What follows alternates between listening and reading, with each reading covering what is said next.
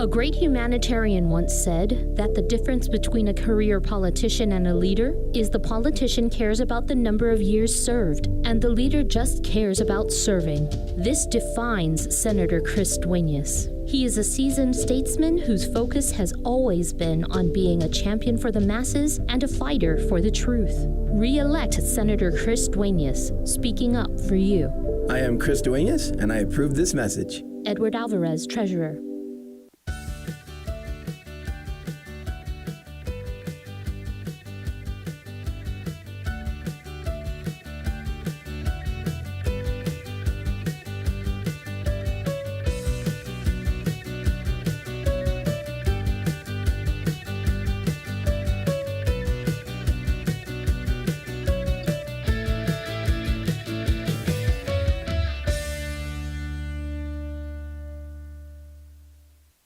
I just want to say from the heart, we supported our pre-move for the longest time.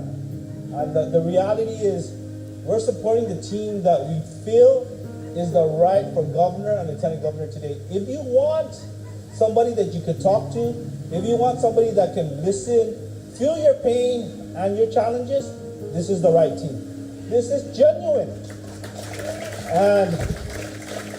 And they've been doing a damn good job for the last 4 years. We all know that one of the pillars of the Democratic Party has always been the Uggan family.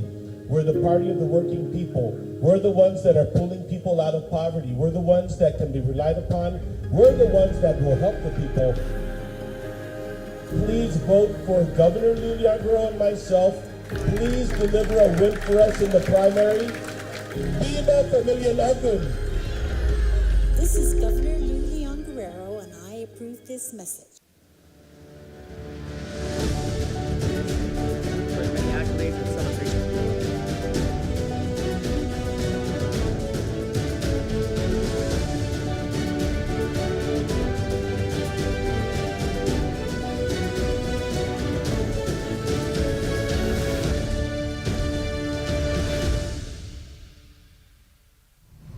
Hafa day and welcome to Kandit News' Daily Crime Report. I'm Johnny Rosario.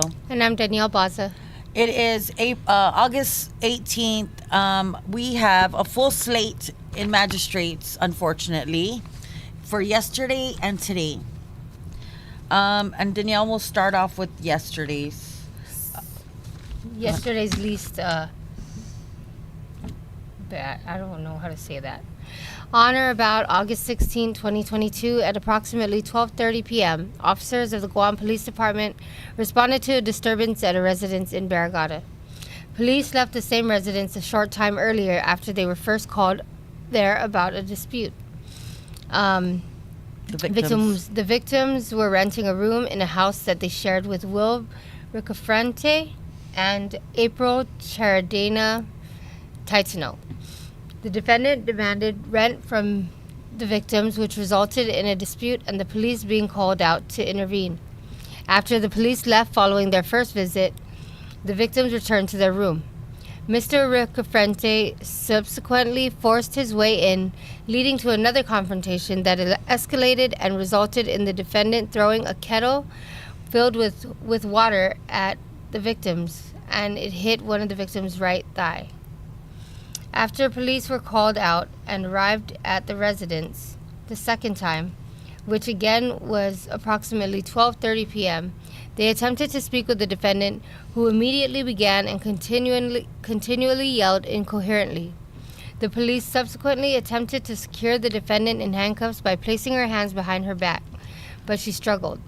The defendant specifically refused to give the police her hands, and it took the effort of 2 officers to finally get her under control before she was secured in handcuffs. As the officers read the defendant her Miranda rights, she continued to yell incoherently. As the defendant was being booked at Central Precinct Command, she kicked police officer T. Supnet in the groin. Based on the foregoing, there is probable cause to charge April Charadina Titano with aggravated assault against a peace officer, family violence, and resisting arrest. Next up, Ole, it is Mallory Charfaris. Am I saying that right? Mallory Ray Charfaris, right? Yeah. No, it just says Mallory. On or about August 17, 2022, at 10:15 a.m., GPD received a call regarding a disturbance at a home in Derrido.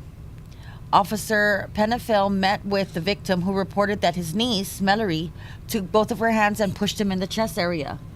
He described falling to the ground backwards and hitting his head on the floor. The victim further described that the fall he twisted his left. Okay, guys, just for full disclosure here, I'm just reading verbatim. Okay. Described falling to the ground backwards and hitting his head on the floor. The victim further described that the fall he twisted his left wrist. Is this Catherine? Neptune. Wait, guys. Twisted his left wrist, and he believes it to be sprained. So he injured himself. The victim reported that defendant constantly argues with everyone and makes threats. Quote, "I'll effing kill you," when she doesn't get her way. Defendant stated, quote, "Those people are crazy and that they need to get out of the house. All I did was push him a little to get out of my way," end quote. Defendant appears to be on pretrial release in CF 00286-22. Based on the foregoing, there is probable cause to charge Mallory Charfris with 1 count of family violence. Next one up is Jerome. I don't know how to pronounce this, but we call him Jeremy. I know him. I've known him for a couple of years. But like not on a personal level, we just know it. On or about August 17 at approximately 3:07 p.m., Guam police officers responded to a residence in Derrido and met with the victim, who reported that her brother, Jeremy Mofnis Bascon, had thrown a metal pipe at her and was damaging various items belonging to the victim and their mother. The report indicates that the victim, the defendant, and blank all reside in the same household. Officer Eric Farron observed the defendant throw items such as a bed frame, a broken plastic trellis, and boxes towards the open yard of the residence. Earlier that day, the victim 1 and victim 2 told the defendant that the defendant's girlfriend was no longer welcome at their residence. The defendant became angered, picked up a metal pipe, and threw it in the direction of the victim, which caused the victim to dodge the pipe. The defendant then began to damage the victim's bed frame and a plastic lattice that was attached to the house. The report indicates that while Officer Farron was interviewing the victim, he had observed the defendant hold a machete and swinging it towards the canopy at the residence. The defendant then proceeded to cut and break said canopy. Based on the foregoing, there is probable cause to charge Jerome Bascon with family violence and criminal mischief. No, I think that's just, he's had that thing for a long time. That's not a D-suit. Okay, on August 17th, the next one is Dandy Bargallo Jr. Members of Judiciary of Guam, Warrant and Intel Section. I've never heard of this. That section? Yeah, this is new. Members of Judiciary of Guam, Warrant and Intel Section and Criminal Section. Is that the name of their section? I guess so. I've never. Located the defendant, Dandy Bargallo Jr. The defendant was located outside the residence of Rovisa Bautista in Timuning. The defendant was wielding a wooden baton, later discovered to have a removable top and a 6-inch blade concealed in it. The defendant was ordered to drop the baton, but refused and instead told the marshals, quote, "I want you guys to shoot me," end quote, as he swung the weapon at the marshals. Based on the foregoing, there is probable cause to charge Dandy Bargallo Jr. with assault against a peace officer. And he probably got arrested for a warrant of his arrest because that's why they were there. Okay, these last two These last two Magis are very graphic. It's very sick. And we saved it for the last two. I'm reading mine first. Mine goes first, okay? Okay. This is today. The next one up is Orti Chiro. On or about August 16. This is graphic, guys, okay? On or about August 16, 2022, police addressed a walk-in sexual conduct complaint. Police met with an adult female who indicated that a 6-year-old minor female identified as said she was touched by a male identified as Orti Chiro. The adult female told police that when the victim reported being touched, the female confronted defendant who said, quote, "I was just playing with her," end quote. Police interviewed the victim who stated that the defendant is known to her and that he touched her private area 3 times during a car ride. The victim said to police that he touched, quote, "down there," end quote, and pointed to her vaginal area. The victim said that he kept his hand there for no more than 2 seconds, touched her with 2 fingers, and smelt it. The victim said to police that she told defendant to stop and that he laughed at her. Police noted that the victim held both of her hands to her eyes and cried in a heavy manner while first talking about the incident and said she is scared. Based on the foregoing, there is probable cause to charge Orti Chiro with 3 counts of second-degree criminal sexual conduct.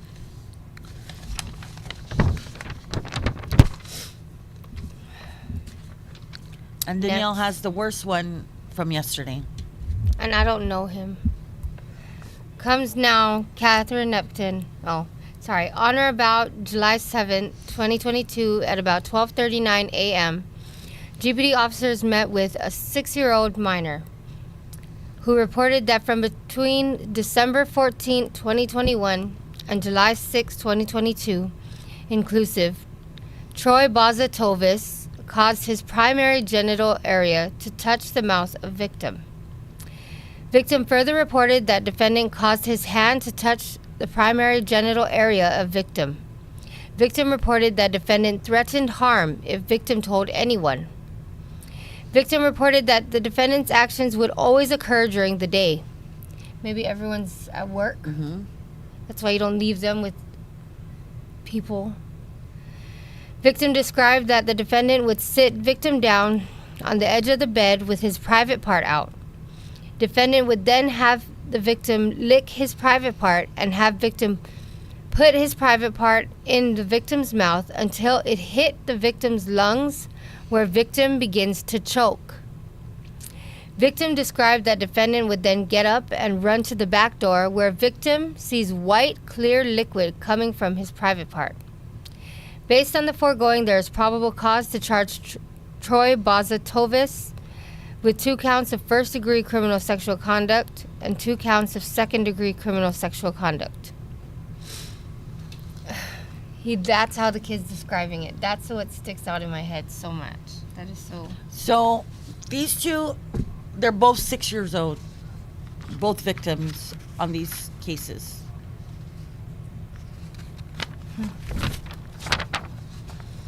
When their minds are the most impressionable, when they look up to you and they trust you. Yeah. Yeah. It's very disturbing. But we do have to state, all of these people we talked about today are innocent until proven guilty in a court of law. So these are just alleged. Now, as far as, I just want to remind everyone, the last 2 victims, the 6-year-olds, have to go through court.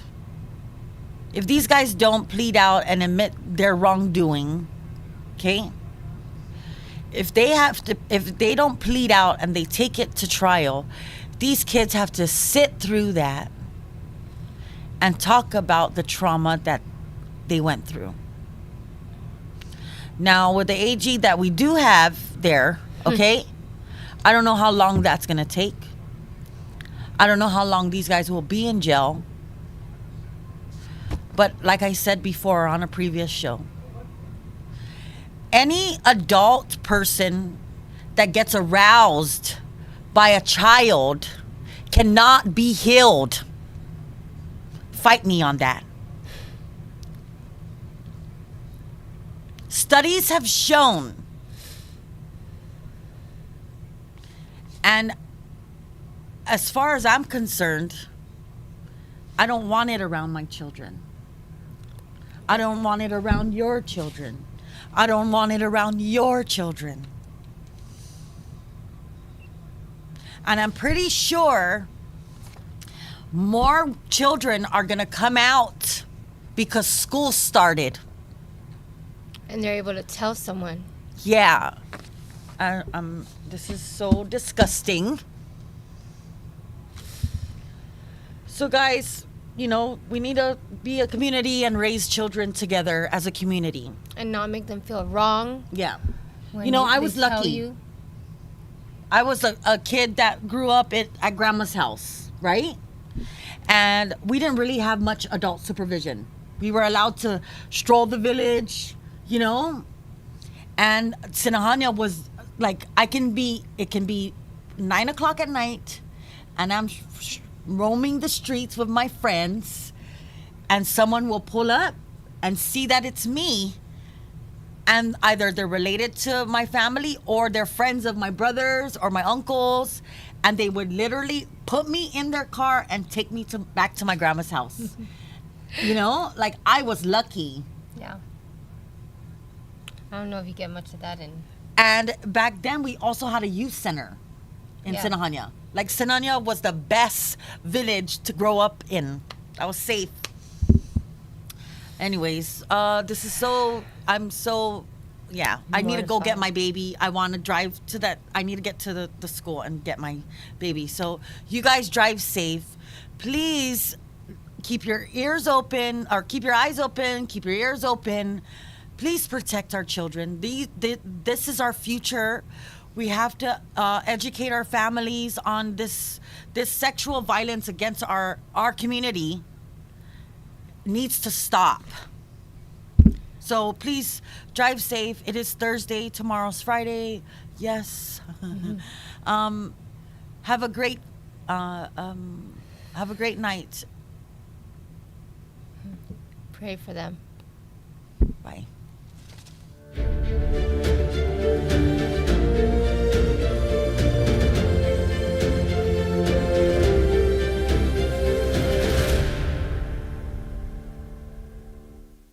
Will Parkinson, huh?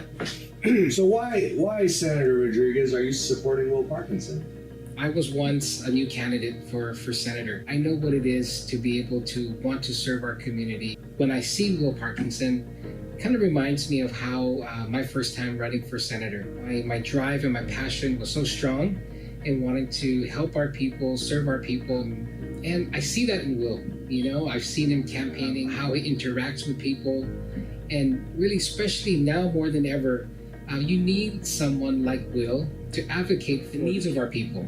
You look at his dad. His dad was a former senator, former speaker, John Parkinson. And what I remembered was how he fought for our utilities. When I hear and speak to Will, his son, I see that kind of drive and that commitment that he has.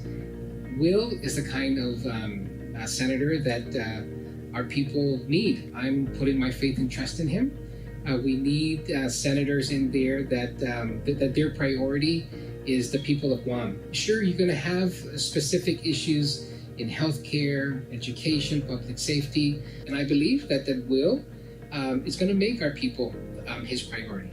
So he knows that supporting small businesses, having people employed is very important. Will has taken up this fight for the use of cannabis. You really need to have all the different aspects, and I see those in Will. His mom is Filipina, and as a matter of fact, Will, I believe, was born in the Philippines. And you know, Guam is a melting pot. That's what makes Guam so special. and Will being, having that type of the roots from the Philippines, knowing how important it is to treat people with respect, with dignity, regardless of where you're from, is also one aspect that's very important as a senator. So I think he understands that, and so that's another reason why I'm supporting Will. Today, former Senator Dennis Rodriguez Jr. I'm voting for Will Parkinson, and I ask my family and friends to please give him a chance and please vote for him as well. Si Tusmasi, and maraming salamat po. And I'm Will Parkinson, and I endorse this message.